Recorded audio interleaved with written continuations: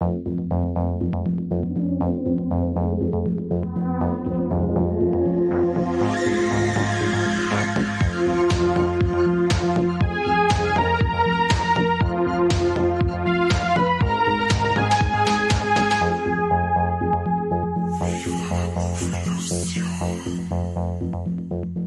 haben wir denn?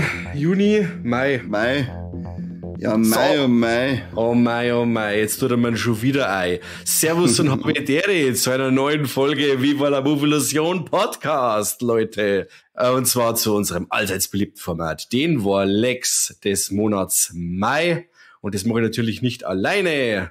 Ich habe den Corby zu meiner Linken. Servus und Habitäre, Corby. Hi, Mike. Wie geht es dir? Ja, wenn du so schreist. Du schaust super aus. Habe ich irgendwie das Gefühl, ich habe irgendwas umgestellt. Na, du schaust super aus. Und zu meiner Rechten der Kani. Servus und Habitäre, Kani. Ja, schönen guten Tag, aber ich bin da Team Corby und denke mir auch, schrei mich nicht so. Okay, Entschuldigung. Wenn ich schon muss mich dann voll zu meiner Mom heim. Ich hätte jetzt fast vom Mikrofon abbissen, ich muss einmal einen Schritt auf Zeiten gehen. Ja, ist ja Wahnsinn. Ja. Es ist schön, dass du so motiviert bist, so kennt man dich eigentlich gar nicht, aber das kannst du halt auch ein bisschen freundlicher kundtun. Wow, wie du das machst, ist verkehrt. Nein, ich habe auch das Gefühl, du bist irgendwie aufgeregt. Aber warum? Hast du irgendwas Besonderes dabei? Wieder, dass wir zu dritt, ja, die drei lustigen zwei, dass wir einfach wieder mit zu dritt da sind, finde ich gut. Wir haben jetzt gerade schon Podcast-Aufnahme davor gehabt, ist auch super gelaufen. Jetzt haben wir voll im Redefluss, im Flow, wie die Jungen so sagen. Jetzt geht's ab. Und da dürfen wir für den Corby, wie schaut's aus, hast du irgendwas Cooles erlebt dieses Monat? Ich war tatsächlich ziemlich fleißig. Ich habe, glaube ich, so viel geschaut wie letztes Jahr in allen 12 Monaten nicht. Wow. Ja, nein, stimmt los. Arbeiten kennen wir nicht mehr, oder was? Haben sie die rausgeschmissen von der Arbeit, oder was? Nein, ich bin multitaskingfähig. Ich habe mir gedacht, hier jedes Mal, wenn ich irgendwie schneide oder sowas, dann lasse ich im Hintergrund mal was laufen, so Kani-Style-mäßig, weißt du? Es muss immer was laufen, egal was man tut. Man muss immer beschallt werden. Dass man am Ende sagen kann, natürlich habe ich das ja wieder 4-mal SpongeBob Schwammkopf komplett durchgeschaut. Jetzt schaue ich gerade die Patrick Star Show. Ach, da gibt's was Extrix oder was? 3 Staffeln, ja. Ja, super. Wir haben meinem Pum verboten, dass er SpongeBob anschaut. Wir haben jetzt eine Folge angeschaut, aber ich Angst, dass er blöd wird. Recht viel schlimmer als mit deinen Gene kann es nicht werden. Mike, ist der Finger oben, wird man dich loben. Genau.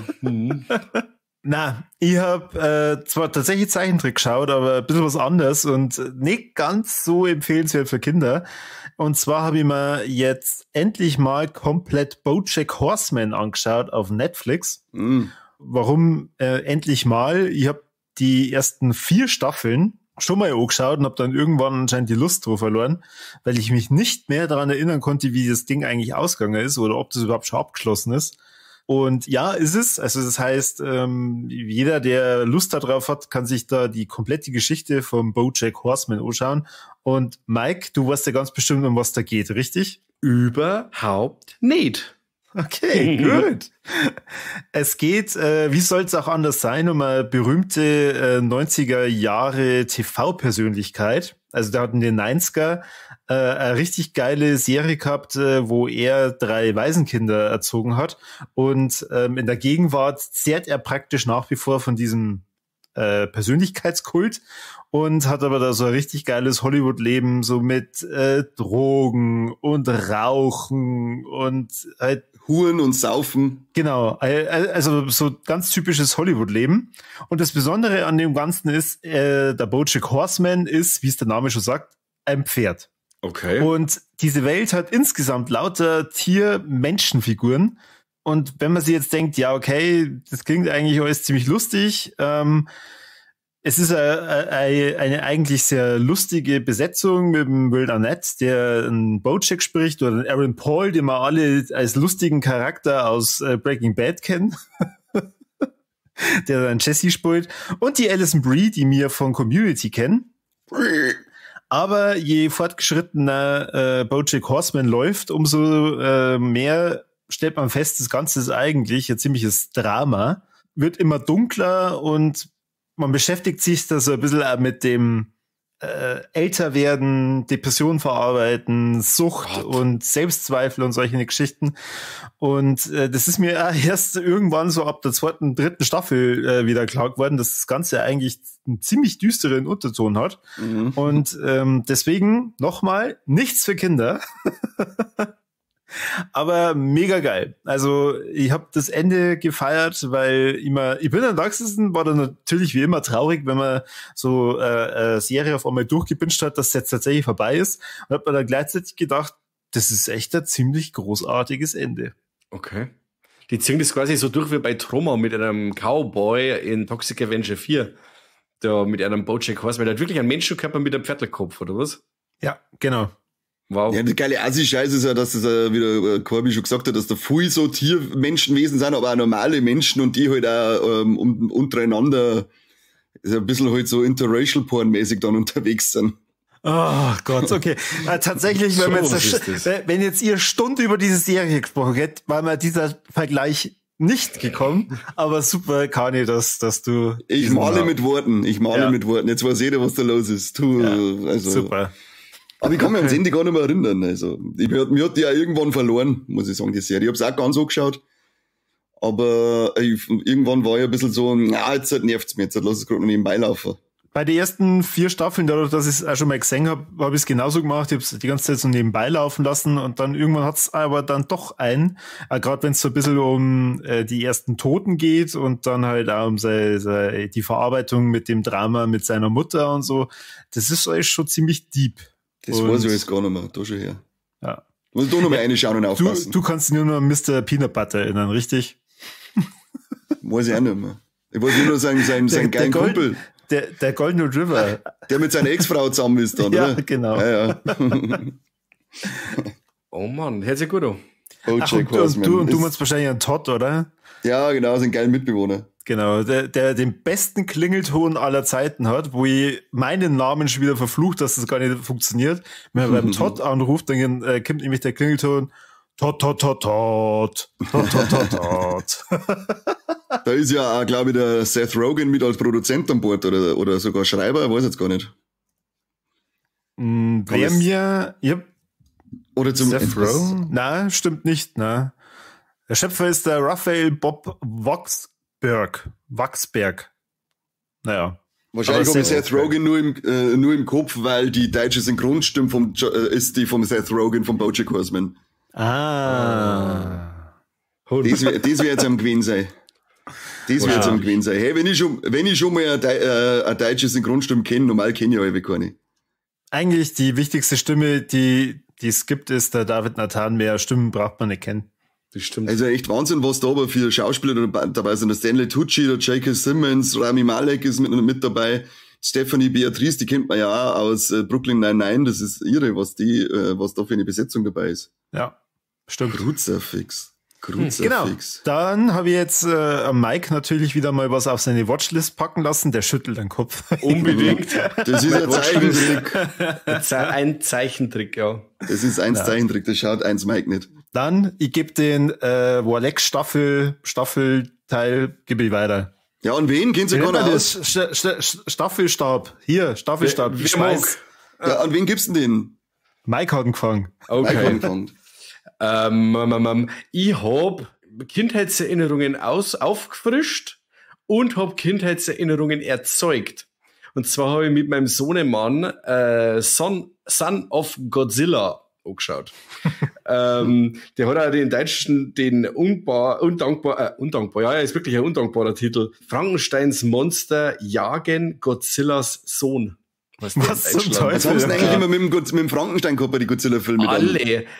Also, der Film ist von 1967 ist das Ding und ist so richtig mit Gummimonsters, wie man es halt kennt, weißt du schon. Ja, gut. Und das ist wirklich unfassbar, weil ich dann meine anderen Godzilla-Filme alle rausgekramt habe, die jetzt da so vor Anolis rausgekommen sind und da heißt fast jeder Film irgendwas mit Frankenstein. Also die haben sich das wirklich Und es gibt dann im Deutschen, bei der Übersetzung wird es dann mit einfließen lassen, der Titel, wo dann auch heißt, ja, Frankensteins Monster und so und bla bla bla und Gott sei Dank ist jetzt Godzilla gekommen und so, denken wir, es wird nie was von der Frankenstein erwähnt und dann kommen die Monster, die kommen einfach so, weil die auf der Insel da sind, aber die sind von Frankenstein, der Frankenstein war's, das ist ein ganzer besser ist das. Geile Affen damals. War der Film super.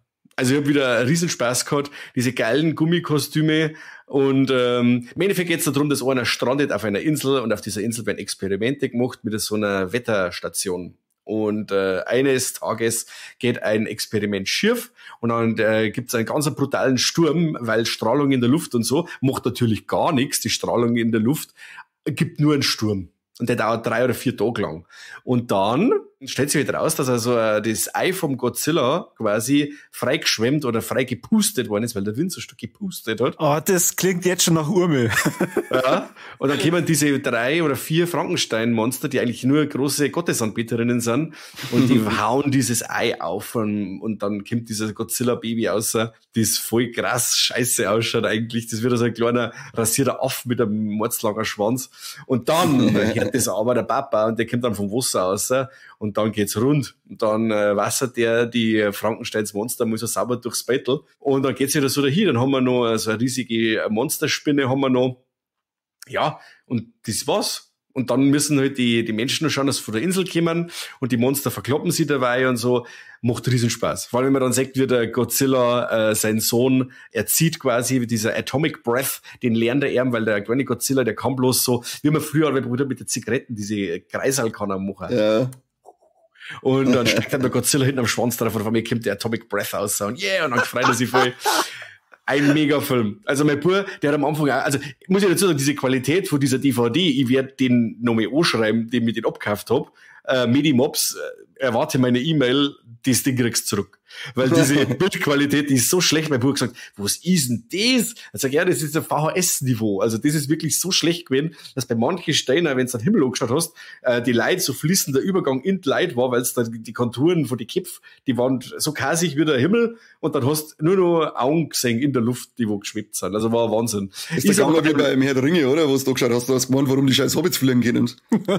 Genau. Aber es ist im Laufe des Films dann komischerweise besser geworden. Und ja, und er hat dann, ich hab dann meinem Buben gefragt und so, und wie funktioniert das für die und gefällt dir das? Ja, das ist voll gut und Ding. Und obwohl er diesen Godzilla vs. Kong ja schon mal gesehen hat trotzdem dieser Film aus den 60er immer noch bei ihm funktioniert und das fand ich schon cool. Auf jeden Fall habe ich jetzt die restlichen Godzilla-Filme rausgeratzt. Das sind da, ich glaube, habe ich noch? 15 Blu-rays mit dem Godzilla und so, und die werden wir uns jetzt dann die nächste Zeit einmal einbasteln, weil die cool sind. Der macht ja den geilen Dropkick, oder? Mit dem Sohn. Komischerweise nicht. Ich hab den auch so abgespeichert, auch mit dem Tanz. Den Tanz macht er auch nicht. War das nicht bei dem? Nein, leider nicht. Okay. Ich hab gemeint, das war der gewesen. Hätte ich auch gemeint. Aber da müssen wir uns da durcharbeiten und rausfinden, bei welchem Godzilla der Dropkick und der coole Dance vorkommt. Ja, richtig. Aber wie kann das sein, dass du den noch nicht gehabt hast? Weil es den eben nur auf einer ranzigen DVD gibt. Und ich wollte eigentlich schauen, dass ich diese ganzen Godzilla-Dinger auf Blu-ray krieg. Aber das ist ja eigentlich Wahnsinn, wie viel das da auch noch gar nicht gibt. Ja. Auf Blu-ray. Und wie gesagt, diese Qualitäten, wenn es nicht gerade ein Nolis DVD ist, das damals gegeben hat, da diese Steelbooks, die haben nämlich schon eine saugeile Qualität gehabt, aber dieses Ding davon, ich glaube, weiß ich nicht, was das für ein Label ist. Also muss es kein kurzes Label sein, weil wenn man ein VHS auf eine DVD druckt, dann ist man ganz schön schlecht. Oder Retro. Das Ding hat nicht einmal ein Menü. Also du legst das ein und dann geht's sofort los, dann kommt bloß als Einblendung Son of Godzilla, und dann geht der Film los. Und, ja, aber das merkst du über mein Menü, es geht um den Film, nicht ums Menü, oder? Ja, aber dann weißt du ungefähr, wie alt das Ding ist. Weil ich habe eine alte DVD von Armee der Finsternis zum Beispiel, da ist auch so. Es war eine von den ersten DVDs, die es damals gegeben hat, ohne Menü, eine mit der Disc und der Film geht sofort los. Ja, geil. Wie beim Mausen, kein Vorspiel, sondern sofort eine. Sofort einen Mann. Ja. Oh Gott. Sofort einen Mann, bevor es langsam warm ist. Mir hat's taugt. Ich fand's gut und der Junior das sagst du auch bei dem Thema wieder vor, oder? Ohne Vorspiel eine. Natürlich. Sich selber so, so, taugt, Alter. genau, und sich selber so abklatscht. Ja, fest. Gut hab ich's gemacht. Schon, jetzt wischt die Sauce da auf, was mich aufregt. Kann ich. Ekelhafter. Weil du gerade so penetrant im Bild bist. Erzähl du. Im Bild? Was ist los? Ja. Endbild. Mit was fange ich an? Es ist so ein Film, bei dem ich jetzt nicht gewusst habe, ob ich den als Warleck oder als Wartreck betiteln soll, weil der einfach alle Spektren dieses breit gefächerten Beurteilungsrahmens abdeckt, nämlich die letzten Glühwürmchen habe ich mir endlich mal angeschaut. Oh Gott, cool. Du sagst jetzt ein Class of Nukem High 2. Na, der ist ein reinrassiges Warleck. Da geht's gar nicht anders. Okay. Aber die letzten Glühwürmchen, der ist ja, also es Warleck, ist das ein geiler Film oder ein guter Film und so, aber Wartreck, was möchtest du mit mir? Wenn ich mich ritzen soll, dann sag's mir einfach. Dann schau ich mir nicht 1,5 Stunden den Film an. Hat den vorher schon einer gesehen? Jetzt muss man es, glaube ich, verzeihen. Ist es aber nicht der, wo die zwei bei der Atomexplosion dann langsam verrecken, oder? Die zwei Kinder, genau, die dann... Kinder sind zwei Erwachsene. Nein, wenn der Wind weht. Das ist, wenn der Wind weht. Das kann sein, ja. Nein, dann weiß ich nicht. Da geht es auch um, in Japan ist, glaube ich, auch ein Studio Ghibli-Film. Und da ist der Bub mit seiner kleinen Schwester versucht, irgendwie in der Nachkriegszeit da jetzt zu überleben. Und dann ist es auch teilweise ganz schön, die ganze Geschichte, wie sie es schaffen. Und dann finden sie so eine kleine Höhle, so einen Minenschacht, in den bauen sie sich noch zu Hause auf. Und dann ist aber alles irgendwann nicht mehr schön. Ich mag jetzt nicht groß spoilern für die Leute, die so nicht gesehen haben. Es geht einfach nur so dieser Kampf für die zwei, wie sie was zum Essen kriegen, wie sie überleben, ob es vielleicht irgendwo unterkommen. Ja, und das hat unglaublich schöne, berührende Momente und Szenen drinnen, unglaublich schön zeichnet. Also mir gefällt der Stil sowieso immer. Aber am Ende sitzt da, warnst wirklich ans Dirndl und denkst da, leck mich voll, was möchtest du von mir? Was soll die Scheiße? Für das, dass du eigentlich ein Warleck bist, muss ich da jetzt hinten auf nur ein Wartreck dazugeben, weil das einfach eine Frechheit ist, was du mit mir tust. Also, wenn einmal jemand so richtig nicht weiß, ob er sich ritzen soll oder nicht, dann schaut er sich den Film an, weil danach machst du es auf alle Fälle. Your Name. Dann schaut er sich Your Name an. Ist das schlimmer? Ja. Ist das aber ein Zeichentrick, oder? Ja, ist auch ein Anime. Dann schau ich mal an. Wenn es nicht schlimmer ist, dann, ja, weiß ich nicht, dann schlage ich die auch nicht, weil dann war es nicht schlimm. Ich glaube, du wirst es da vergessen haben, was du viel weinst. Okay, ja, da bin ich gespannt, weil den hätte ich schon lange auf der Watchlist. Aber ich mir jetzt erst einmal die Studio Ghibli-Filme durchhauen. Und da ist mir im letzten Mal die letzten Glühwürmchen reingerutscht und ich habe halt überhaupt nicht gewusst, auf wo sie mich da einlasse bei diesem Film. Aber ich kann euch nur raten, wenn ihr euch die letzten Glühwürmchen anschaut, dann ein Backerl Tempos herrichten. Wenn es männlich sein wollt, dann schaut's da an, das kann ein Sekt wie es wohnt, wie kleine Schwedhändel. Da wird man emotional schon ganz schön gefordert bei dem Film. So, geht der gut aus? Zirp, zirp. Okay. Oh, leck. Was ist denn wieder los mit den Chinesen? Da wollen sie Kinderfilme machen und dann dramatisieren sie alle. Ich wollte gerade sagen, also Chinesen und Japaner sind schon ein riesengroßer Unterschied. Chinesin und Japanerin. Nichts vorne und nichts hinten drin. Leid. Aber. Ja, das ist nicht schön, was die bei dem Film abziehen. Okay. Das ist Mobbing. Auf alle Fälle. Emotionales Mobbing. Ja, das ist emotionales Mobbing. Die trampeln auf alle Fälle ordentlich auf meine Tränendrüsen rum und das ist nicht schön vorher. Okay. Hört sich wild an. Das ist mit der Allergie zur Zeit eh nicht schön, weißt du schon, dass da auch noch draufgedruckt wird. Weil du bist ja auch, das ist Wahnsinn, oder? Ja. Das ist Allergiekasala. Das ist eigentlich auch so ein Warleck, wie dankbar, dass man eigentlich sein muss, wenn man 2 offene Nasenlöcher hat. Das ist Wahnsinn. Das vergisst man eigentlich so. Übers Jahr vergisst man das und wenn dann die Allergie kommt, dann merkst du erstmal, wie undankbar, dass du die ganze Zeit warst, als du 2 offene Nasenlöcher gehabt hast. Und du wachst auf und deine Lippen sind rissig und aufgeschwollen und so, weil du der ganze Nacht und so geschnauft hast. Und dann denkst du, oh Gott, bin ich froh, wenn es wieder Herbst ist. Das ist so grausam. Oder wenn du dann einmal nur dran musst, nicht weil du die Wund gelegt hast auf einer Seite, sondern weil du die auf die andere Seite dran, damit das andere Nasenloch einmal frei wird, damit der ganze Rotz auf die andere Seite läuft. Dass der Rotz ein bisschen zirkulieren kann im Kopf. Ja, du musst echt so einen richtigen Kreislauf auffahren. Du bist fast der Heizungsbauer in dem Moment. Wer legt sie denn wund? Ja, all die Leute. Der war doch schon raus. Ja, aber du weißt auch mal gerade, er erörtert, warum ich nicht rausgehe. Ja, richtig, weil er ausschaut wie sonst wie ein Bodymelt. Aber echt hier, also bei mir geht's im Februar los, dass ich die ersten Kids allein in den Nosen kenne und dann bis in Herbst bin ich durchgehend, wird mit Eier rasiert. Bei dir ist das voll krass. Vor allem, wir haben im Hardline geredet, da im April, glaube ich, Anfang April, da hast du gesagt, du hast jetzt wieder voll ausgerüstet mit dem ganzen Zeug. Da denke ich mir, da habe ich schon wenig besser, weil bei mir ist jetzt erst vor so 14 Tagen mal so richtig losgegangen und hab's aber dann auch nicht länger wie 14 Tage. Also nein, aber hier ab dem Moment, wo die erste Knospe aufblüht, bis zum letzten braunen Blatt, das am Boden berührt, ist bei mir hier Achterbahn. Wow. Und dann bin ich in der Zeit ein nasaler Heizungsbauer. Okay. Und leg mir die ganze 3 Meter, damit ich mal wieder durch die linke Seite schnaufen kann. Dann drehen wir uns auf die andere Seite, dass man durch die rechte Seite schnaufen kann.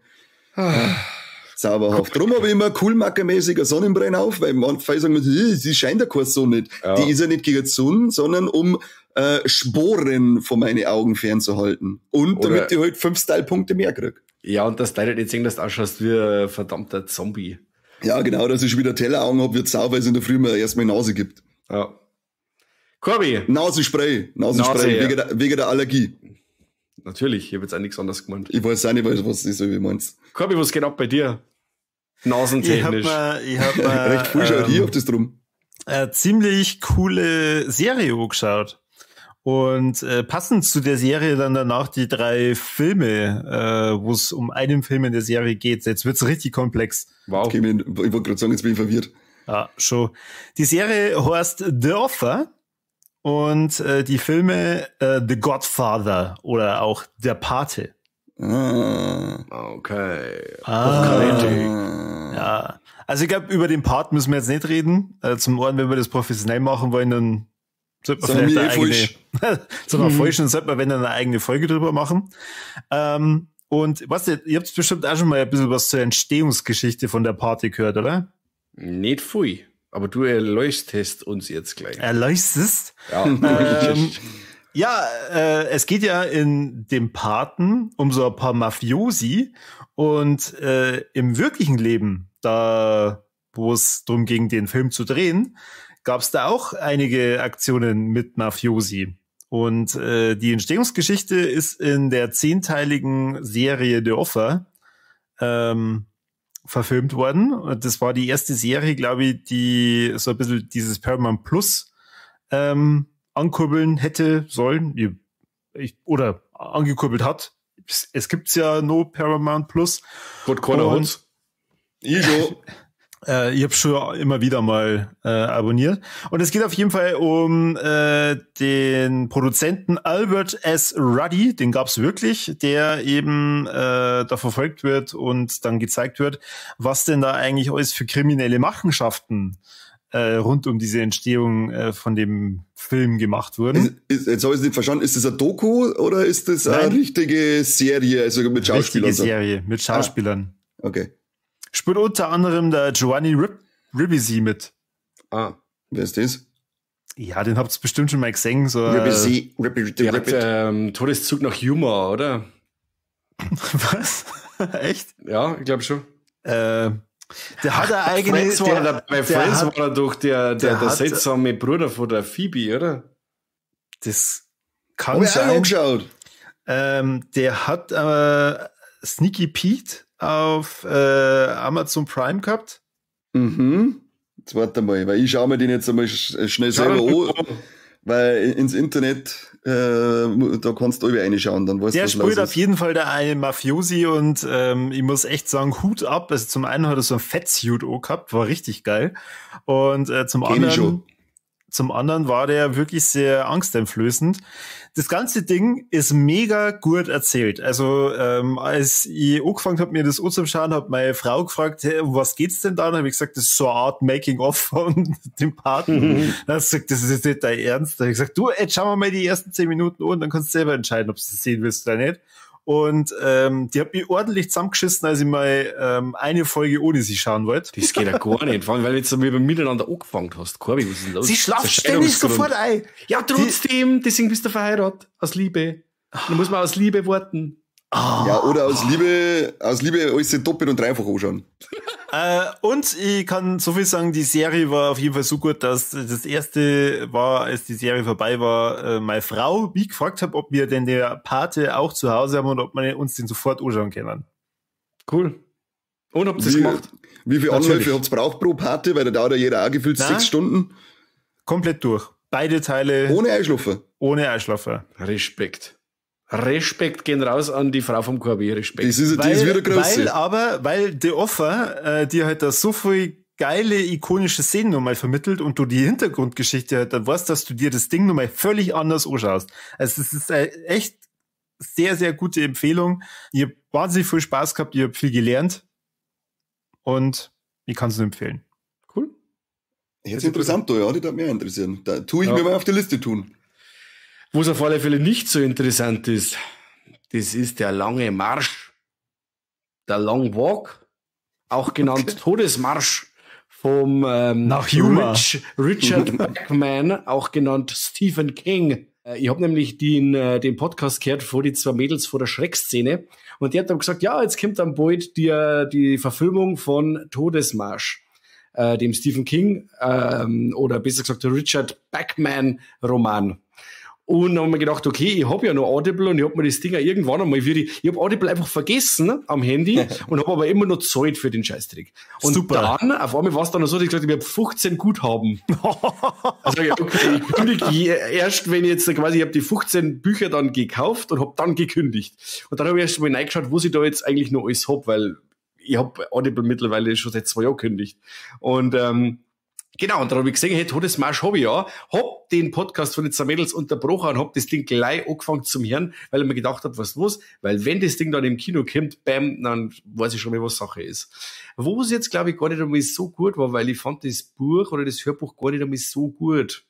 Natürlich gelesen vom David Nathan ist noch immer gut. Dann muss es eigentlich perfekt sein. Ja, eigentlich, wieso wie es er macht, ist perfekt. Nur das Ding zieht sich Vollgas. Ich habe mir nur gedacht, okay, das Ding dauert 10 Stunden oder 10,5 Stunden dauert das Hörbuch. Aber diese Geschichte ist halt so rudimentär und so schmoll, dass ich sage, ja, was wollt's man jetzt eigentlich 10 Stunden lang übers Spazierengehen verzeihen? Und die Prämisse ist ja, dass wir quasi in der nahen dystopischen Zukunft sind und da gibt's so eine Art so wie die Tribute von Panem ein bisschen, nur dass sie da quasi 100 junge Leute, oh Gott, jung, egal, 100 Leute melden sie da freiwillig und die machen diesen langen Marsch und derjenige, der überlebt, der wo am Schluss noch steht, der kriegt ganz was Tolles, ganz was Tolles. Und genau, und das, was die da so erleben während des Marsches, das kriegst du dann da mit und das zirkt sich schon brutal. Also hin und wieder, dass einmal an der Kopf weggeschossen wird oder so und dann reden sie wieder über irgendwelche Sachen, dann kriegen sie wieder, dann kriegen sie was zum Essen, dann essen sie irgendwelche Tuben aus und so. Und ich habe mir ganz gedacht, ja Leute, hey, jetzt haben wir bei 4 Stunden, ne? Jetzt haben wir noch 6,5, was ist denn los? Das muss doch irgendwo einmal auf was auslaufen. Du hast es gerade so schön erzählt, so nach dem Motto, als wenn es ja dann balsam für die Seele ist, wenn mal wieder Ohren im Kopf geschossen wird. Ja, irgendwie schon, weil dann red's ja nicht was. Aber das hat dir nur in den Kopf geschossen, oder dann heißt du wieder, ja, die Schlange ist so lang und da vorne knallt's wieder und jetzt wissen's aber nicht, weil bis sie vorn sind, haben's den anderen schon wieder verrammt, den was da geschossen haben und jetzt wissen sie nicht, ob's der und der ist und so. Dann erzählt die vorher in der Kindheit und dann, das einzige wirklich Interessante ist, dass halt ein paar Sachen eingestreut werden, von wegen, wo es denn da so Phase ist in dieser Welt, wie es da abläuft teilweise und so. Ja, aber auf 10 Stunden war das auf alle Fälle Zwang. Also mir hat das jetzt wirklich eins von den Stephen King Sachen, wo ich jetzt sagen muss, hat mir jetzt nicht gefallen. Ich bin jetzt auch einen Schluss noch schuldig, da habe ich jetzt noch eine Stunde zum Hören, aber ich kann jetzt schon sagen, das war nix und ich hoffe jetzt einfach mal, dass der Film ein wenig komprimierter daherkommt und ein wenig mehr ableisten kann wie das Buch. Da war ich leider nicht begeistert. Du musst aber mal schon sagen, der gute Mann produziert so viele Bücher, da darf er mal eins dabei sein, das einfach nicht so toll ist. Ja, ist mir schon klar. Wie gesagt, ich hab ja schon von anderen Leuten gehört, eben auch, dass einer das so gut gefallen hat und Ding. Und also, das Gedankenspiel an sich ist ja schon cool, dass du sagst einfach, wie lang kannst du wandern oder gehen, bis du vor Erschöpfung zusammenbrichst? Oder ab wann fängt's an, dass du sagst, okay, du gehst jetzt nur mit Turnschuhen los. Dann hat's geheißen, in dem Buch, die Leute, ja, wenn jemand, der wo wund gelegen ist, den frage ich jetzt nicht, wie lange das er spazieren gehen kann. Ich würde sagen, echt, was ist das? Ding hat mit Mietkorbi, oder? Das musst du selber kennen. Geil. Du musst erst einmal wieder die Löcher zuwachsen lassen. Das ist ja das. Da steht dann wahrscheinlich einer, hey, der ist noch keinen Schritt gegangen, der geht rückwärts. Was ist denn da los? Hey, der rollt ja. Ja, aber ich glaube, diese Gedankenspiele, die Leute, die mit Turnschuhe kommen, da heißt dann, ja, die haben so von Haus aus keine Chance, weil die haben sofort Blasen und so. Und die mit die Wanderschuhe, das sind die Guten, die haben wenigstens vorbereitet. Aber es können sich alle Wanderschuhe leisten, weil es alle, teilweise arme Leute sind. Und wie gesagt, halt, wie lang kann ich gehen bis zur Erschöpfung oder, Die haben kein Ziel, sondern die müssen einfach so lange gehen, bis der Letzte steht. Bis der Letzte noch steht. Okay. Genau. Und da müssen sie aber eine bestimmte Geschwindigkeit einhalten. Dann werden sie 3-mal verwarnt und beim 4. Mal, also dann rote Karte und dann Kopf weg. Genau. Aber eigentlich klingt das schon spannend. Ja, aber also wie gesagt, bei mir ist da nichts rübergekommen. Diese Zeit war wirklich ein Absitzen und es hat sich so oft wiederholt. Weil sie gängen ja nur und dann redet wieder einer Blätter her, dann haben wir diese typischen Stephen King Bad Guys, die einfach die anderen Leute mal alles schlecht wollen. Da gibt's wieder alle, die wo total nett sind. Aber wie gesagt, es ist doch das halt, dass nie irgendwo ein Wechsel vom Schauplatz da ist oder irgendwo, sondern sie das nur begrenzt auf diese Gruppe von Leuten. Ja, ich weiß auch nicht, das hat sie gezogen. Es tut mir leid. Ich habe mir nämlich auch diese Prämisse, habe ich ja schon öfters auch erklärt und wie gesagt, ich habe mit vielen Leuten auch schon geredet, die gesagt haben, hey, das sind für einen Lieblingsbücher und so. Ja, ich bin da leider jetzt nicht begeistert gewesen. Es tut mir leid. Schade. Wir gehen die wenigstens sauber hintereinander, sodass die Autofahrer nicht blockieren. Ja, schon. Und dann da wird's dann schon blockiert und dann hupt wieder einer und dann, ja, dann haben's grantig, weil der hupt und hey, sie leisten da gerade was und jetzt. Ja, was leisten schon? Das sind wie die Schweinsköpfe, die jetzt auf ARD gegangen sind. Ganze Scheißprozessionen und mit einem dreckigen Scheiß Lautsprecher und dann rumpeln sie über die ganze Straße. Kann ja einer Scheiß Gott nichts mehr auch nicht helfen, wenn ich da herkomme. Da regt mir das auf. Und das nächste Mal noch die Radlfahrer. Die sind dann die Allerschienen. Das letzte Mal bin ich in Wojersdorf, bin ich zu dir gefahren. Ja. Langzogene Kurven, du siehst nicht, dass du die überholen kannst, der ganze scheiß Gehweg ist frei. Meinst du, dass die auf Zeiten gefahren war? Wir haben überhaupt entschieden, dass die vollwertige Teilnehmer vom Verkehr sein dürfen, dass auf der Straße sind. Hans nicht. Das habe ich nie unterschrieben. Sowas habe ich nicht gewählt. Weil in dem Moment, wo der Weg da ist, steige ich ab und schirb als Radlfahrer. Ich stelle sogar in Frage, dass das vollwertige Teilnehmer vom normalen Leben sind, weil wenn ich so viel Anstand nicht hab, dass ich auf Zeiten fahre, dann bin ich einfach unterste Schublade. Stinksauer. Also ich fasse bis jetzt mal zusammen. Natur ist scheiße, weil du die ganze Zeit rotzen musst. Ja. Radlfahrer sind scheiße, weil die haben eigentlich auf der Straße nichts verloren. Ja. Vielleicht auch im Leben nicht, das weiß ich jetzt nicht so sicher. Und Wanderer, ich unterstelle jetzt mal Leuten, die nach Altötting wandern, sind Wanderer, sind auch scheiße. Es sind keine Wanderer, das sind Hans Dampfens. Hans Dampfens, alles so klar. Heißt es, ja, so heißt es.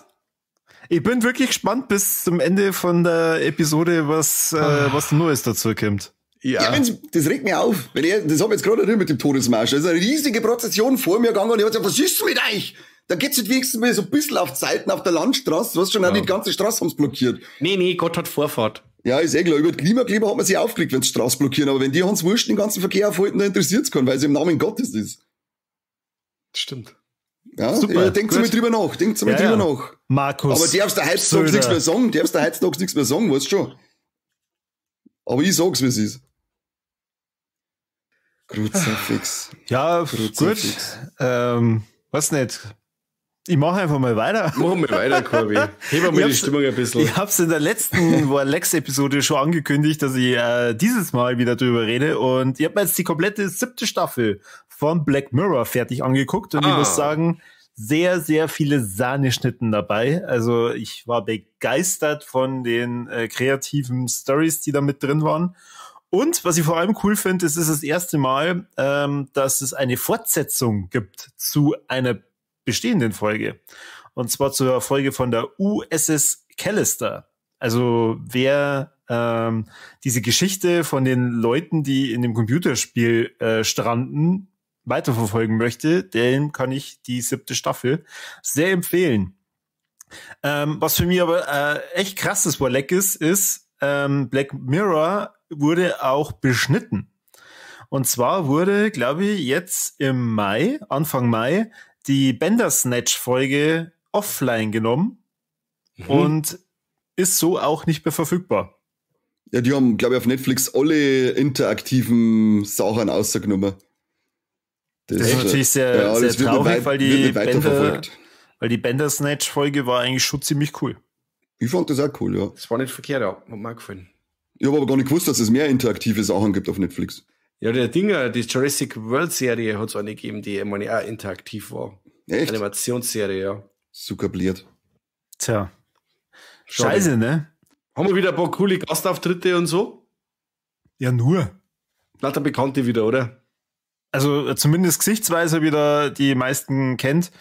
Wobei am krassesten rausgestochen hat schon die erste Folge mit den Common People, das, was ich letztes Mal schon erzählt habe, mit dem Typen von IT Crowd und der guten Dame, die bei The Office und bei Parks and Recreation mitgespielt hat. wo mir von beiden jeweils jetzt der Name empfallen ist. Aber also mir hat's wieder total viel Spaß gemacht. Könntest du mal in die Kommentare schreiben, ob auch irgendjemand die neue Staffel Black Mirror Show komplett gesehen hat und was eure Lieblingsfolge ist.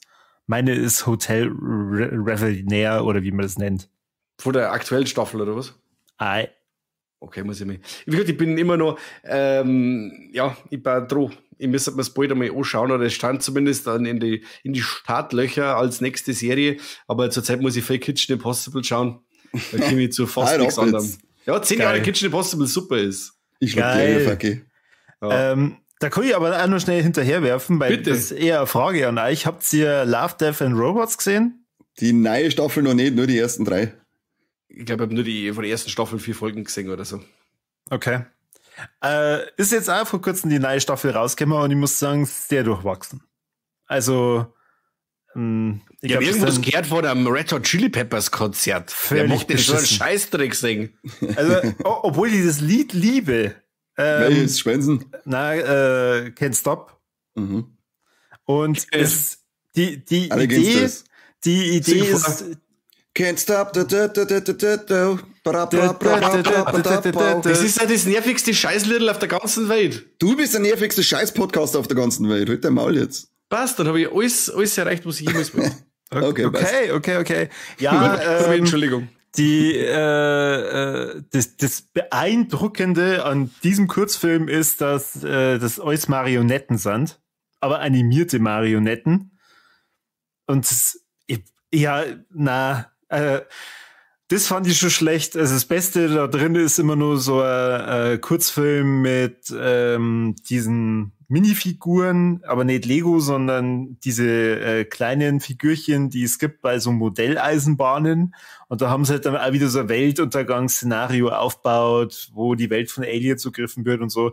Das ist ganz lustig. Und dann gibt's noch eine Episode mit einer Katze, die einen Roboter aussteuert. Das fand ich auch cool. Der Rest sehr durchwachsen bis hin zum Müll. Okay. Aber jetzt weg so weit gleich. Also tatsächlich, da war ich schon sehr enttäuscht. Da habe ich mir dann gedacht, das habt ihr schon mal besser gemacht. Ist grad klar. Aber es ist nicht allgemein momentan wegen so ein Netflix-Problem wieder, oder? Weil ich habe mir diesen Fear Street Prom Queen Bart angeschaut. Das war ja auch Wahnsinn. Also das ist ja Wahnsinn. Aber die ganze Reihe ist so ein Scheißdreck. Ja, es wird ja kontinuierlich schlechter. Also die ersten 2, sage ich, die kann man sich gerade noch so anschauen. Der 3. war scheiße und dann der Prom Queen, das ist echt unterirdisch. Das ist ja wirklich etwas, wo ich sage, wenn jemand sagt, wirklich also ein KI-Film oder so, wenn ich das Drehbuch von der KI, dann sage ich, ja, da gehört der Film auf alle Fälle dazu. Weil das wirklich mal nach Zahlen ist. Einfach nicht nur Apps zitieren, weil ich es cool finde, sondern nur einfach alles einbatzeln, weil man hofft, dass man möglichst viel Leute abgreift. Und das ist der Unterschied. Da wünsche ich mir jemanden, der einfach alle Kills zusammenschneidet und dann einen 2-Minuten-Cut rausbringt, weil mehr hat der nicht zu bieten, der Film. Ja, und die sind wirklich cool teilweise. Ja, und, die sind schon blutig. Ja. Aber alles andere wirklich für den Arsch. Die Carrie-Anspielung, da hat er so Sachen, wo ich sage, ja, das ist da alles so plump, also nie irgendwie wirklich irgendwo integriert, sondern einfach nur Szene nochmal hergenommen, obwohl es zum Kontext vom Film eigentlich nicht wirklich passt, sondern einfach nur, weil wir dieses Prom-Szenario haben, einfach da jetzt mit einwursteln. Käse. Also wirklich, spart euch das. Ich hab's bei Letterboxd auch geschrieben, das ist nicht einmal ein Film für Leute, die wie ins Horror-Genre einsteigen, die wo sie einfach ein wenig ausprobieren wollen und schauen, was ihnen taugt, weil sogar die Leute sollen was Gescheites schauen. Und ja, dann schaust du lieber Clown in der Cornfield, du. Ja, oder Terrifier, oder was weiß ich. Ja, klassische Einsteigerfilme. Serbski, Human Centipede. Richtig. Die guten halt, die Handsamen-Filme. Genau, du weißt, was ich meine. Ja, ich weiß genau, was du meinst. Die ruhigen, da wo man schön an die gewaltigste rangeführt wird. Genau. Psychedelisch. Ja, genau. Wenn der Jonas mal in dem Horrorfilm-Alter ist und dann der Papa sagt, jetzt Kim, jetzt schauen wir mal einen Einsteiger-Horrorfilm. Mit dem Exorzist. Ja, ab jetzt. Da geh her. Schauen wir uns mal einen Tausendfüßler Teil 2 oder Burli. Mit deinen 12 Jahren, dass du mal jetzt 6. Ja, was schaut man sowas sonst? Außer mit 12. Ja, keine Ahnung, später wird es langweilig. Da bist du zu alt für einen Horror. Für einen Horror, dann bist du am Bulldog-Schraufer. Aber ich. Ja, na, also ich glaube, ich sprich in unserem Namen, Conny, das war ein richtiger Scheißdreck. Und im Seppi seinem Namen auch, der hat sich ja auch angeschaut, der hat uns ja dann auch noch gesagt, er soll es lassen, die Pfeife. Ja, ich war der gleiche, ich hab mir auch geschaut. An dem Tag. Aber bei mir hat der Tag so was, war so ein Sonntag, Wundlegtag bei mir und da habe ich nur Kassetten angeschaut und ich habe nur Scheiße gesehen, durch die Bank. Erst haben wir die neue Salems Lotto geschaut. Furchtbar, wie greislich schaut eigentlich wie heißt der Zahnerte? Der Ballo aus. Pfui. Dann habe ich dann der Sias, glaube ich, heißt der, vom Schalamalai und seiner Tochter angeschaut.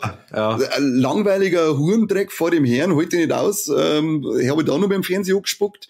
Dann habe ich mir Prom Queen eben angeschaut, 4 Street Prom Queen. Nochmal im Fernsehen. Hast du einen richtigen Lauf gehabt? Also, nochmal im Fernsehen angespuckt.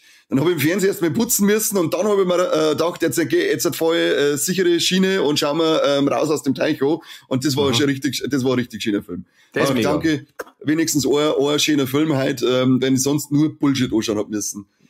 Ja, grausiger Sonntag gewesen. Weil lieber auf Eding gegangen, statt mich wundlegt, da hätte ich mehr davon gehabt. Da hätte ich ein paar schöne Kirchen gesehen. Eding hat einen Haufen schöne Kirchen, da hätte ich mir einen Tag von Eding anschauen können.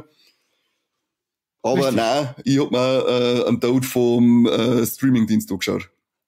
Super, gut. Ich hab aber auch was mit, weil der Corby vorher gehabt hat, das Thema Mafiosis. Ich schau mir auch gerade was mit Mafiosis an, nämlich die Serie Gomorra schau ich mir an. Kennst du die? Der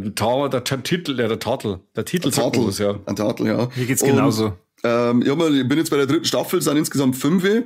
Und ich mag ja so Mafia-Zeug, wobei ich lieber sowas mag wie der Pate, so diese Gentleman-Mafias oder Goodfellas, was schon so Anzug und einfach so stylische Gentlemans. Und hier sind es halt nur so ich fahre mal zu zweit auf der Vespa durch den Markt und schieß mit der Uzi einfach in die Leute ein. 14-jährige Gangster. Der ist jetzt halt nicht, deswegen ist es nicht schlecht, sondern es ist halt einfach nicht unbedingt meins. Aber wo es mein Warleck da ist, ich habe noch nie eine Serie gesehen, wo man gedacht hat, Warleck, es gibt's ja nicht, dass wirklich jede einzelne Figur absolut beschissen hassenswert ist bei euch. Gut, wie soll es anders sein, sind alles Mafiosis und eiskalte Wichser und die ziehen halt wirklich Sachen ab, wo du sagst, das ist ja unfassbar. Und das meine, passiert ja, ich weiß jetzt nicht, wie das genau ist, aber es passiert ja zum Großteil auf wahre Begebenheiten. Das ist ja auch von so einem Typen, der, glaube ich weiß nicht, wie es genau war, ob er undercover als Autor sie eingeschleust hat oder ob er das mit denen ausgemacht hat, dass er darüber schreiben darf. Der hat ja mehrere Bücher geschrieben, die auch verseriert worden sind. Ich glaube, das 000 ist noch von ihm. Und dann gibt's noch eine Serie. Aber ja, ich sitze die ganze Zeit und denke mir, ich hasse jede einzelne Scheißfigur. Hoffentlich verrecken sie bald alle, es gibt's ja nicht. Und dann ist einer dabei, den ich extrem hasse, der aber leider auch nur eine Hauptfigur ist. Also es ist richtig schlimm zum Anschauen. Auf der einen Seite denkst du, ja, ist interessant und spannend. Auf der anderen Seite denkst du, die ganze fixe Flip jetzt bald aus, wenn der Mistsack nicht bald verreckt. Das gibt's ja nicht. Ach ja, muss ich nur 3 Staffeln aushalten. Wo läuft es? Aber Netflix ist die drinnen. Ah, okay.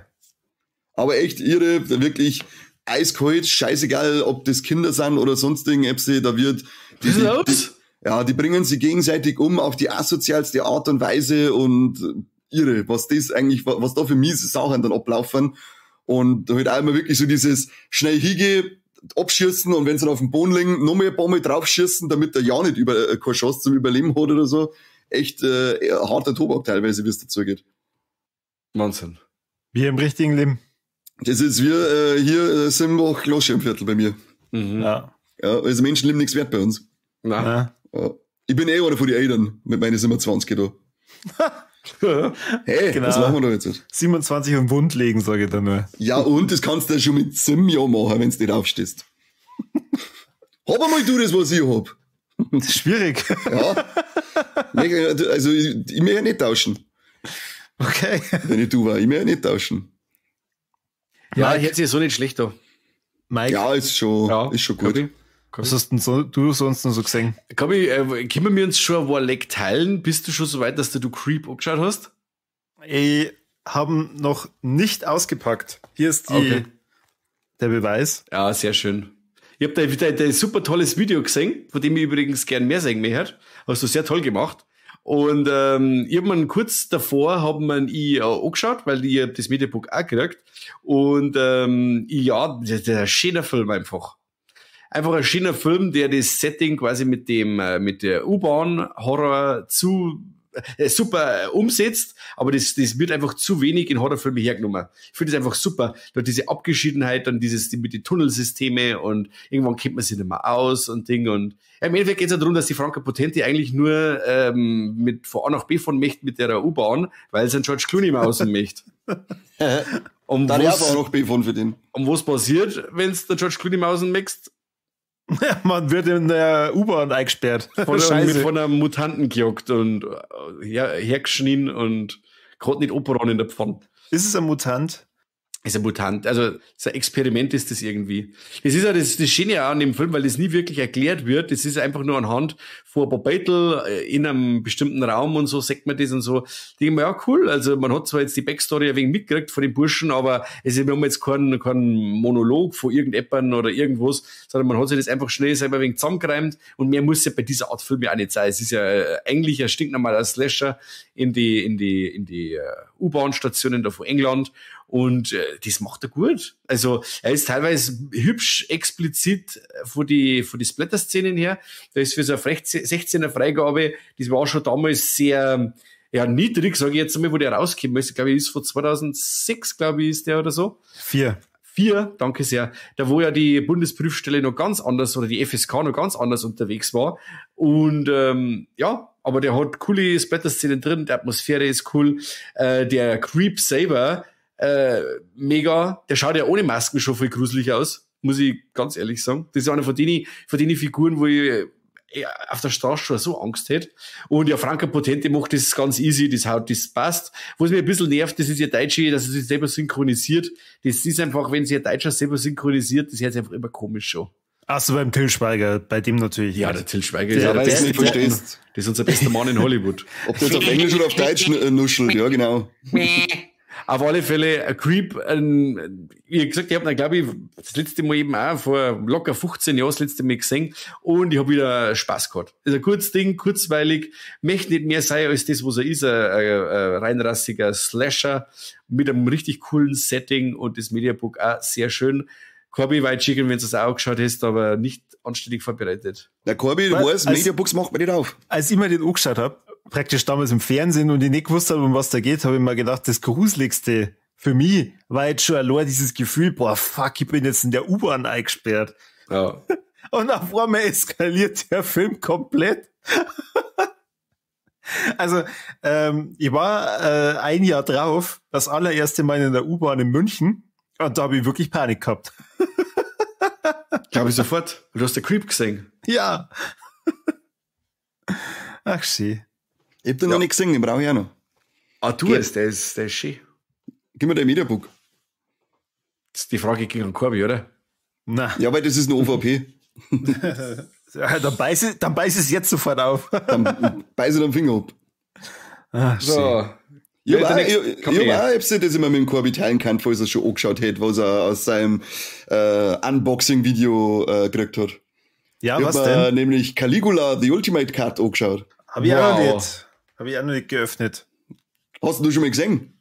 Nein. War nämlich jetzt bei die Prime Deals für 1 Euro dabei, aber gedacht, die lasse ich mal aus, die Sau. Jetzt bin ich aber gespannt. Ja. Jetzt bin ich gespannt. Was sagt er denn? Ja, wow. Weiß nicht, was ich sagen soll. Also irgendwie, ich bin da gesessen und habe mir gedacht, wow, was soll das? Hauptsache irgendwie 3 Stunden lang Schwanz, Karin und Busen in die Kamera einhalten. Okay, das klingt doch schon mal gut. Hat man das in deiner Version gesehen? Also hat man das gesehen? Ja, das ist ja anscheinend die, wie der Name schon sagt, die Ultimate-Ding, wo sie alles sehr eingefügt haben. Es werden zwar Hardcore-Szenen angeteased, aber die sind jetzt nicht drinnen. Ja, nein, das ist ja die Schnittfassung, die du jetzt da gesehen hast, ist jetzt die, wie es damals gelaufen ist, oder? Nein, das ist ja, ich glaube, das Hälfte, was ich jetzt von dem sage, ist einfach falsch, aber es gibt jetzt so viele verschiedene Schnittfassungen von dem Film und ich habe damals von NSM ein Mediabook gehabt und da waren diese ganzen Hardcore-Szenen waren da mit drin. Die hätten aber damals, glaube ich, gar nicht drin sein sollen. Genau. Wollte der Regisseur nicht oder wollte das schon, ich weiß es nicht. Auf alle Fälle haben da so viele Köche da mitgerührt bei dem Film, dass dann am Schluss 1000 Schnittfassungen rausgekommen sind mit verschiedenen Härtegrade, sag ich jetzt einmal. Das steht es sind auf alle Fälle, du sagst da einige Sachen mit verschiedenen Härtegrade, du sagst da. Ah, okay. Mhm. Also unser Triple Threat wird bedient, oder? Bis auf, ja, doch, wird komplett. Also alle 3 Ts während der... Ein wilder Film. Ja, und wie heißt der Hauptdarsteller? McDowell. Der McDowell, also irre, der spielt auch, kommt, wo du sagst, der muss eigentlich dann noch einsperren, so wie der spielt. Ja, allgemein, der Clockwork Orange war ja auch dabei und so, also der ist schon einer, wo du sagst, ja, fertiger Typ. Komplett, und bei Caligula stellt sich einfach hier und brunst halt dann vor der Kamera, also sagt man halt auch voll, wie der da schon umeinander brunst. Ja. Ist ihm auch wurscht gewesen, der hat alles gemacht. Und am Anfang von dem Ultimate Cut wird das auch ein bisschen erklärt mit den verschiedenen Szenen. Und da ich weiß jetzt nicht mehr wer, aber es ist so, wie du sagst, irgendjemand wollte eigentlich nicht drin haben und der andere hat es dann einfach mit eingeschnitten, diese Hardcore-Szenen. Ja. Und dann haben sie, glaube ich, ein paar Leute haben sie dann auch aus dem Abspann rausstreichen lassen, die wollten da gar nicht genannt werden. Also hat schon eine verrückte Entstehungsgeschichte, dieser Caligula. Und ist ein absolut verrückter Film. Ich weiß irgendwie nicht so richtig, was ich davon halten soll von dem Film. Ja. Er ist irgendwie hat er mich teilweise an die 120 Tage erinnert, weil das ist irgendwie alles, zwar nie auf dem Niveau, aber das ist irgendwie so Banane und komisch einfach. Hab mich nicht auskennt. Ja. Helen Mirren ist auch dabei, gell? Helen Mirren ist auch dabei. Dann Helen Mirren. Der Peter O'Toole oder so, glaube ich. Ja. Ich habe hier tatsächlich 3 verschiedene Schnittfassungen drauf. Hast du bei die Prime Deals hast du noch eine gekriegt. Die Ultimate Cut, dann der Originalfilm von 79 Uncut und dann nochmal den normalen 79er Film. Okay. Ja, Ja, crazy, musst oder? alle 3 auf alle Fälle hintereinander anschauen und dann eine Folge dazu aufnehmen. Ja, genau. Ja, was? Hallo, wir sind hier Filmanalysten. Wir müssen das schon genau Stück für Stück zerlegen, dieses Ding. Also ich verweise nochmal auf die Kollegen von Fürchten lernen, die haben schon eine ganze Stunde über den Film geredet. Hört sich der so. Hast du die Schnittfassung nur mit den Hardcore-Szenen, Mike? na, ich habe das damals, das ganze Mediabook so wie es war. Also das ist so ein Ding, wo ich sage, ja, den kann man mal gesehen haben. Wenn man so auf ein wenig so abgefuckte Sachen steht und so, kann man sich mal anschauen. Aber ist jetzt nichts, wo ich sage, das stelle ich mir jetzt ein, weil das schaue ich, das muss ich für die Nachhellwelt aufheben, sowas. Ja, super Das ist, Szene. wenn ich mal, ja, Entschuldigung. Eine super Szene auch, wenn dann welche heiraten und dann er so von dem Recht als Cäsar Gebrauch macht und die Frau da mit einnimmt und sagt so, bist du noch Jungfrau und die erste Nacht gehört ja mir als Imperator und so und dann ist er fertig mit dir und dann heißt es zum Mo, so, du gehst jetzt auch auf den Tisch auf, für die erste Nacht gehört ja mir. Und dann steht so ein geiler Eimer daneben, keine Ahnung, was das ist, wahrscheinlich ein Mayonnaise und die klatscht ihm dann geil auf dem Arsch auf und dann geht's rund hier. Und dann zur Frau über so, ey, lass die Augen offen, du musst schon zusehen, was er vorher zum Mo schon gesagt hat. Ja, wow, hab ich mir gedacht. Also der nutzt die erste Nacht schon richtig. Ja. Gerade, dass er nicht nur eine Haustiere geholt hat. Und deswegen muss so ein bisschen sagen, weiter, sollte jetzt ziemlich spontan sterben und jemand stöbert dann in meiner Filmsammlung und sagt, ey, der Papa, der asoziale oder Caligula in der Sammlung und so. Dann denke ich, nein, der muss weg. Na, also es ist ja nicht so, also wenn das jetzt nur explizit sagt, dann war es wesentlich schlimmer. Also da kannst du schlimmere Sachen in der Sammlung haben als den. Ja, das stimmt. Aber ich glaube, dass jetzt zu der Zeit schon ein ganz schöner Klopper war, dass der die Leute ganz schön vom Kopf gestoßen hat. Das glaube ich auch, ja. Also, wann ist er? Aus den 70er, oder? 79. 79, ja. Zu der Zeit, glaube ich, war man sowas noch nicht gewohnt. Ja, vor allem der Tinto Brass, der Regisseur, der hat ja früher nur so Schweinsgramm-Filme gemacht. In die 70er, da warst du das schon gewohnt. Filme. Und? Filme auf der Leinwand in die 70er. Ja, explizite Sexszenen und sowas, da ist ja diese ganze Szene so, richtig erst entstanden. Ja, aber nicht so als normalen Film für den Otto-Normalverbraucher. Also man ist ja nicht ein Cannes gelaufen zu der Zeit damals, ja, ich mein schon. Wo sie dann Ausboot haben und so ein Zeug. Also in Cannes sind halt keine Pornos gelaufen. Also ich verweise hier auch nochmal auf unsere Folge zu Barbarella. Großartiger Film aus den 70er. Da warten Hardcore-Szenen auch nicht schlecht gewesen. Die hätten wir verdient gehabt. Hätte jetzt keiner wahrscheinlich weggewischt, ja? Nein, definitiv nicht. Außer wenn sie sagt, mir hätte es nicht, schreibt es in die Kommentare. Ist eklig. Ja, loschen. Aber echt, Wo haben wir denn jetzt, Corby? Du? Ich habe 3 Sachen dabei, das ist jetzt aber das letzte, was ich dabei habe. Und ich sag das auf einmal. Und ich sag nur Karate Kid. Okay. 1, 2 und 3. Na? Karate Kid von 84, also praktisch der erste. Ja. Dann den mit dem Jaden Smith, oder? Karate Kid mit dem Jaden Smith von 2010. und Cobra Kai. Ich habe das alles bisher noch nie gesehen und habe mir das alles an einem Tag reingezogen. Also gut, Cobra Kai so weit wie ich hergekommen bin. Und muss schon sagen, geiles Ding. Also bis auf das Remake mit dem Jaden Smith. Ich weiß nicht genau, warum ich den als Kind nicht wahrgenommen oder gesehen habe. Ich glaube, da hat mich das einfach nicht interessiert mit diesem. So wie 1000 andere Filme auch. Karate. Allgemein haben die halt Filme, die interessiert, sagen wir es, wie es ist. Das doch, Pokémon. Pokémon der Film. Pokémon der Film 2. Ja, den hast du im Kino gesehen. Sein Statement, warum das die 90er so cool waren, weil der Pokémon der Film rauskam eigentlich. Ja, ganz gut war ich. Ah, genau. Gut, so der mal jetzt weg. Du Penner. Komm, weiter, Karate Kid. Ich möchte, dass du du in den wissen. 90er nur gefotzt worden bist. Ich habe das Ganze gemacht. Grüße an den lieben Flocky, der mich nämlich 8-mal gefragt hat, ob ich mit ihm ins Kino gehe, wenn Karate Kid Legends rauskommt. Und ich habe da gesagt, ich habe nun keinen einzigen gesehen, also wahrscheinlich eher nicht. Und dann hat er mich irgendwann so oft gefragt, bis ich gesagt habe, okay, geh mit. Und dann habe ich mir das alles reingezogen und deswegen habe ich mir auch das Remake angeschaut, weil ja in Legends anscheinend der Jackie Chan auch wieder dabei ist. Und dann habe ich mir gedacht, gut, da muss man das schon irgendwie verstehen. Aktuell gucke ich eben Cobra Kai und muss sagen, allein deswegen hat es sich schon gelohnt, dass ich die 2 gesehen habe. Was ist denn das für eine geile Serie? Also das macht mir so viel Spaß, das ist unglaublich. Und ich muss sagen, wo ich mal Karate Kid schon angeschaut habe ich mal die ganze Zeit gedacht, dieser Daniel LaRusso ist eigentlich schon ein Arsch.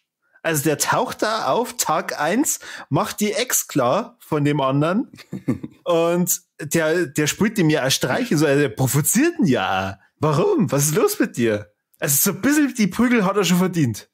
Okay. Und dann auch die Perspektive quasi, die dann die Serie einnimmt, ist quasi nachvollziehbar. Das finde ich, genau, das ist für mich nachvollziehbar und das ist für mich ein astreines Drama gleich am Anfang, wenn man gedacht hat, oh na, warum muss das dem armen, wie heißt der Johnny denn passieren? Der Johnny. Und dann ist der andere Autoverkäufer. Also bitte. Man hat alles, was er nicht hat. Na, also wirklich, mir macht es sehr, sehr viel Spaß. Haben sie richtig geil verpackt. Muss ich sagen, ich freue mich da schon auf das Staffelfinale. Wie weit bist du jetzt mit Cobra Kai? Du hast da quasi, Staffel 2. Du müsstest da quasi, dass du die Anspielungen an die anderen Sachen auch noch verstehst, ja, Karate Kid 2 und 3 auch noch gesehen haben, oder? Ach, na. Reise nach Okinawa, Junge. Ja, ich hab mal. Du musst schon wissen, weil es wird noch alles aufgegriffen. Ja, ich hab mal die Titel zumindest durchgelesen von den 3 anderen Teilen, zusätzlichen anderen Teilen und hab mir dann gedacht, oh na, da habe ich jetzt wirklich gar keine Lust drauf, dass ich mir das einmal anschaue. Ja, ich hab mir die auch erst vor, ich glaube, letztes Jahr angeschaut, zumindest die ersten 2 von die alten. Ich kann gar nichts damit anfangen. Mir hat das Karate Kid, der erste, dann schon genervt, ich weiß nicht, die Dialoge sind teilweise so brunzblöd, das ist, als hätten Wörter ausgewürfelt, die sie dann einfach in beliebiger Reihenfolge zu Sätzen haben, dann die sagen oft zusammen oder denken, warum sagst du das jetzt gerade? Das ergibt ja auch keinen Sinn, Vollidiot. Deswegen habe ich mir an Cobra Kai auch noch nicht ohne traut. Ich höre zwar einmal, dass das so unglaublich gut ist und das kann man sich ja anschauen, wenn man kein Karate Kid Fan ist, aber mir haben die ersten 2 Filme schon so abgeschreckt davor, dass ich mir bis jetzt nicht dran getraut habe und weil du sagst Legends mit dem Jackie Chan und dem Remake, ist das, führt Legends dann irgendwas Remake fort oder weiß man irgendwie, was das eigentlich genau sein soll? Das verbindet das Remake und die Originalreihe. Ja, das ist mir wurscht. Okay, gut. Ja, aber ist Karate Kid nicht im Endeffekt so ein bisschen die verfilmte Jugend von dir? Ich habe leider einfach so gefotzt, ohne Karate. Ja, nicht nur mit Karate. Also auch anderen irgendwie die Freundin ausspannen und dann immer mit dem Auto angeben und keine Ahnung. Jetzt warte. Da bin ich immer mit meinem A-Kurs, also meinem ersten Auto, bin ich immer vorgefahren, wenn die ganzen BMW-Fanspacken am Volksplatz gestanden bin ich gekommen. Hab ich den Raucher lassen. Ja, aber hallo, da hab ich den Raucher lassen im Bock. 4-Gang-Getriebe gerade, gell, bei meinem A-Kurser, der ist abgegangen. Und dann sind die ganzen Ischen aus die 3 BMWs raus und mit einem Hecht bei mir hinten rein auf die Rückbank gesprungen. Und mit Blut, aber da ist jetzt dann davon gefallen. Aber hallo, ja. Und ich hab dann gerade noch einen Platz braucht, wo ich dann nach der Reihe durchflanken kann.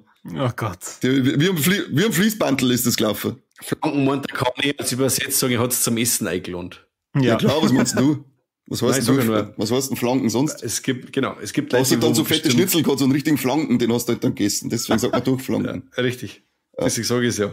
Ja, passt. Merci für den Hinweis. Das weiß ja jeder. Ja. Nein. Ich vergesse immer, dass unsere Hörer nicht die hellsten Kerzen sind. Nein, das ist einfach kein bayerisch Kindern, deswegen. Ach so. Was das ist. Gut, ich habe fertig. Ich habe fertig. Hast du Last of Us die zweite Staffel schon geschaut? Na, es tut mir leid, ich bin da aktuell nicht so stark. Emotional nicht gefestigt genug. Na, richtig. Also ich weiß ja, was passiert, deswegen ich habe da jetzt noch nicht so den großen Drang dazu. Ja, ich hab's noch nicht ganz so geschaut, aber ich hab die besagte Szene schon wieder gesehen und ich hab mir gedacht, ach, leck mich doch am Arsch mit der ganzen Scheiße, ich hol's nicht aus. Es ist wieder, warum muss ich da schon wieder durch? Warum scheiße ich überhaupt da, hab ich mir gedacht. Lass mich in Ruhe mit dem Scheiß. So ein Dreck. Grausig. Aber ich hab trotzdem mal wieder Lust, dass es wieder spielen darf. Aber dann denke ich mir, da muss ich wieder durch. Ich mag nicht mehr, jetzt hör mich auf. Auch ganz genau die gleichen Gedanken wie bei mir.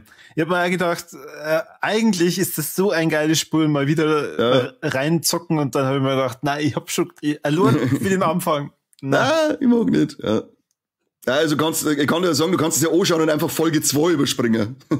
Grauenhaft, ja. Und ich weiß dann nicht, soll ich das als mal Leck oder als mal Dreck hernehmen, ich weiß nicht, wo ich das hin soll, aber es ist eigentlich, weil es ist ja wahnsinnig gut geschrieben und wahnsinnig gut gemacht, aber es ist ein Dreck, was passiert und ach, ich bin verwirrt. Das ist so ich weiß nicht. Ja.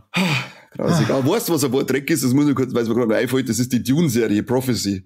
Hast du die angeschaut? Das ist ja jetzt ein Déjà-vu.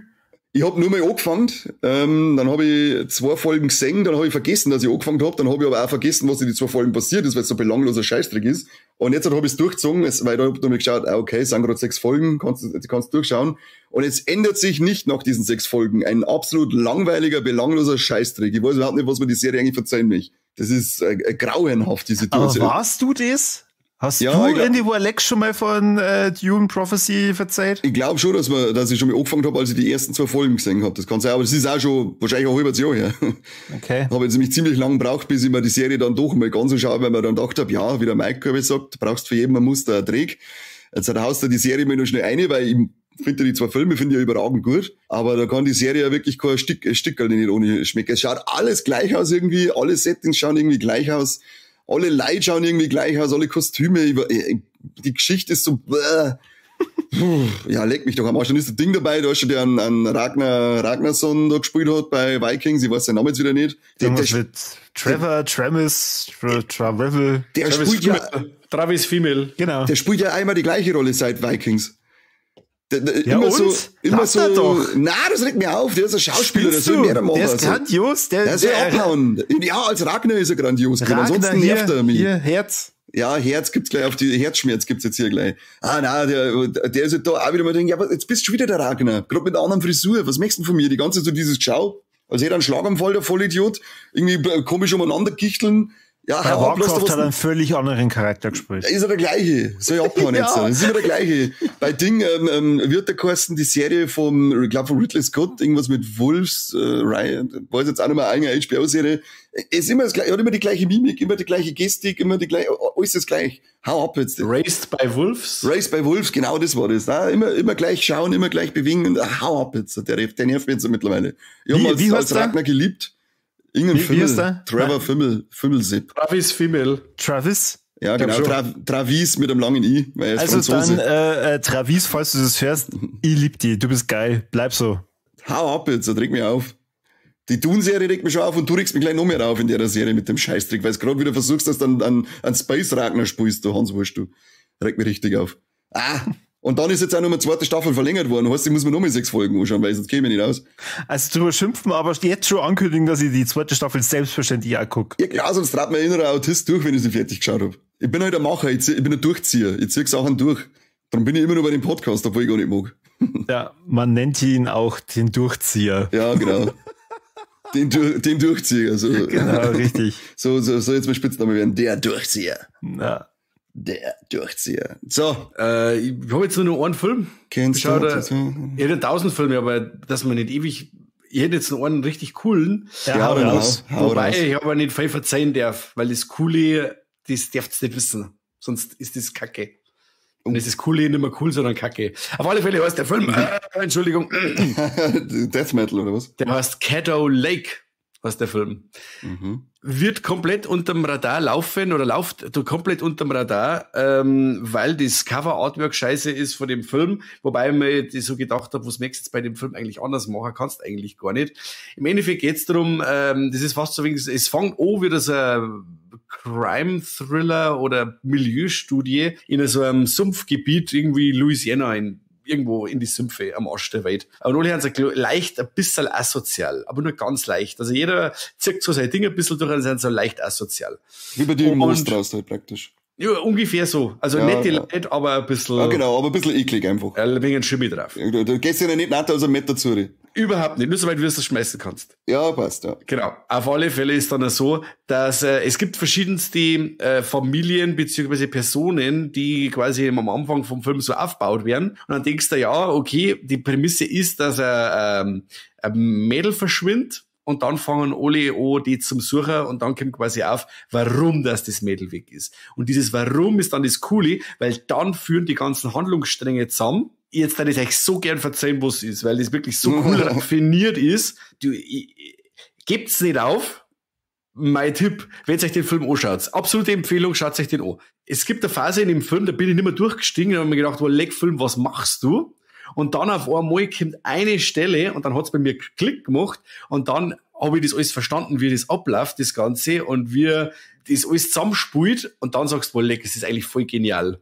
Und dann kommt dieses Ende, das sehr, sehr bitter ist, aber dann eine gewisse Art bitter süß, weil es ja ein Happy End ist auf der einen Seite. Auf der anderen Seite ist es total tragisch und es tut mir jetzt leid, ich muss jetzt so rumstopseln, weil das darf ich wirklich nicht wissen. Ich habe den Film auch ohne irgendein Hintergrundwissen oder was, haben wir mir den angeschaut und dann eben nur die Prämisse gewusst, okay, ein Mädel verschwindet, alle suchen die dann und dann passiert irgendwas und dann laufen eben diese Stränge zusammen. Und das ist total raffiniert. Echt schick gemacht, auch nicht wirklich so effektgeladen, großartig oder was, aber es ist halt einfach mal ein Film, der mit einer richtig coolen Story und so mit den Entwicklungen spielt, die dann eine Zeit lang wirklich im Dunkeln lassen, dass du wirklich meinst, du verlierst jetzt den Phone und dann nimmt er die wieder bei der Hand und sagt, hey Kim, so und so läuft's ab, mach mit.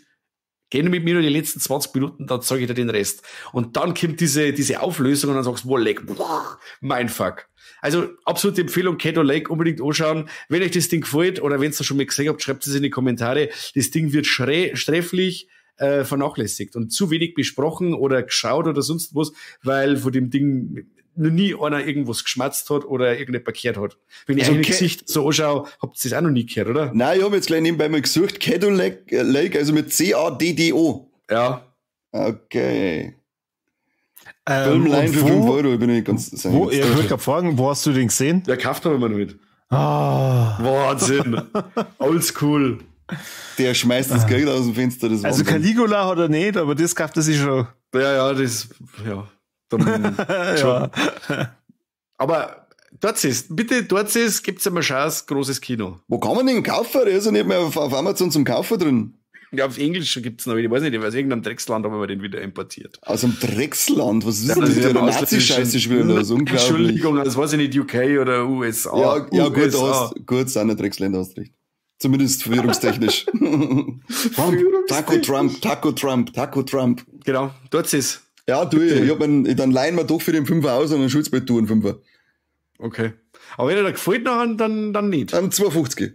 Na gut. Dann teilen wir es uns bei. Gib wieder ein Bier aus. Sie haben sich gerade gegenseitig Küsse zugeworfen. Wie man das jetzt so macht. Ja, genau. Als selbstbewusster Mann. Eben, unter Freunden kann man sich ja mal im Schwanz gelangen. Oh Gott. Ja, oh Gott, sagt er jetzt. Und das nächste Mal schiebt er wieder einen Riemen. Was? Was du hier? Das erkläre ich dir anders mal. Okay. Hat nicht bei irgendwas? Nein. Ich bin schockiert. Mir reicht's für heute. Warum bist du nicht schockiert, weil der Mike und ich uns küssen? Gerade wegen dir. Hat eigentlich diesen Anora jetzt vor euch schon irgendjemand gesehen? Diesen Oscar-Film? Ja, ich hab ihn gesehen. Also, ich finde ihn sehr gut, aber ich hab mir halt die Frage gestellt, bester Film des Jahres, das stelle ich jetzt einmal in Frage einfach. Ansonsten finde ich es ein guter Film. Und okay, ist er so drin und er macht Spaß und er ist ja auch nicht langweilig oder so. Und sie macht es auch nicht schlecht, aber auch nicht Oscar gut. Also sie hätte jetzt schon, sie da jetzt schon mitlaufen lassen für Oscar-Ding. Okay. Weil sie hat mir echt sehr, sehr gut gefallen und die hat mir brutal überzeugt in dem Film, aber coole Geschichte und ich hab auch oft dann lachen müssen, wenn es dann vor allem unterwegs sind mit den ganzen geilen Ruski-Puskis. Ja. Da hab ich viel Spaß gehabt. Aber ja, ich stelle bester Film des Jahres, da setze ich mir ein Fragezeichen hinter. Ja, geht mir auch so. Vor allem, wenn ihr jetzt diese ganzen Auszeichnungen und Vorschusslorbeeren und so nicht gewähnt werden, seid mich interessiert, wie man dann schaut. Weil es ist ja doch schon eine gewisse Erwartungshaltung dann da. Und ich find's schon cool, wie modern das eigentlich ist, weil so diese Stoffe, die ja dann Oscar kriegen, halt oftmals schon sehr traditionell. Und das ist ja doch sehr frisch gewesen, das Ganze. Und ja gut, sie sagt mir halt brutal viel knockert. Nee, das ist halt auch so ein Punkt. Wahrscheinlich hat's dafür den Oscar gekriegt. Nur deswegen, genauso wie er die anderen Oscar gekriegt hat für Poor Things, auch nur weil es knockert war, das mengs die Academy mag das. So genau. Sehr alte Männer, 100%. Ja, jeder über 80. Ja, die kriegt einen Oscar. Ja, weil ich schon wie so ein geiles Arschall in die Kamera einholt. Der muss mir schon einen Oscar geben. Unbedingt. Gibt's jetzt. Ich darf jetzt vorgeben, wenn ich kann. Ja, aber hallo. Ja, bekannt man wir können wir ja nur als beste Schauspielerin nominieren. Kruzifix. Ja. Also, ich finde, überbewertet, aber okay. Ja, ich hab wie gesagt, also bester Film, da jetzt nicht mitgehen, ansonsten cooler Film. Ja. Und sie hat sich da ein bisschen ein kleines Plätzchen in mein Herzchen gespielt, weil sie war doch auch, glaube ich, bei Scream 5 dabei. Ja, da war's gut. Ja, aber da ist sie noch so ein bisschen unterm Radar geflogen, aber da finde ich jetzt, hat sie nicht nur wegen der Nacktszenen, mit den Nacktszenen hat sie in meine Hose gespielt, aber mit dem allgemeinen Schauspiel hat sie in mein Herzchen gespielt, ja. Wow, jetzt wollte mir der Malkorbi, wenn sie der Mike und ich unterhalten. Er malt mit Worten. Der Mike weiß das zu schätzen und du bist hin, die das so sagst, die ganze Zeit, Ja, weil das Niveau halt schon wieder, das ist in dem Moment im Keller gewesen, als du mitgemacht hast. Das war doch schon schlimmer, Korbi. Das sind die schlimmen Wörter halt noch gar nicht gefallen. Jetzt verscheiß doch nicht, du provozierst mich. Deswegen müssen wir es gleich abmoderieren. Entschuldigung, tschüss. Ja, genau. Mann. Schnell, bevor das A-Wort sagt. Welches F-Wort? Nein, sag ich nicht. Ich sag's nicht. Ja, welches der vielen F-Wörter, die man nicht sagen darf? Schreibt es in die Kommentare, was ihr alles im Mike gesehen habt. Uns hat das brennend interessieren, weil ihr merkt schon, uns gehen gerade so die Themen aus und deswegen können wir nur noch in den Mist rein. Ich bedanke mich herzlich fürs Moderieren von Mike, der anfangs zumindest moderiert hat. Ja, bitte, sehr gerne. Du bist so ein Egoist, glaube ich. Ich bin mal wieder positiv schockiert vom Kani, der uns alle hier unterhält mit seinen Anekdoten und Anekdoten, was er alles hasst. Es war Natur dabei, Wanderer, Radlfahrer, super, ganz gut, wirklich. Sonst habe ich nichts gehasst. Jo, ein Travis Fimel. Ja, aber der hat den Hass gar nicht verdient, der hat nur Liebe verdient. Und von dem her sage ich vielen Dank fürs Zuhören und bis zum nächsten Mal beim besten Podcast der Welt. Nicht aus meiner Hosen. Oh Gott. Danke fürs Zuhören wieder. Servus und habe die Ehre. Gracias. Wiederschauen, wiederhören.